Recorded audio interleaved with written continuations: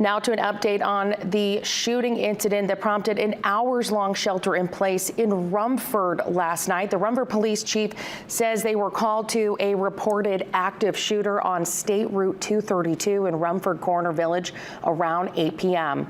Officers determined a man had fired several shots in the area, then crashed his vehicle into home on 61 State Route 232, set the home on fire and fired several more shots into the home before running off. Police issuing the shelter-in-place order while they searched the area along with help from state police. Now, at about 1 a.m. this morning, police found the man with a life-altering injury after they say he shot himself. He was taken to Maine Medical Center in Portland to be treated. No one else was hurt in the incident, and investigators were still on the scene through the early morning hours.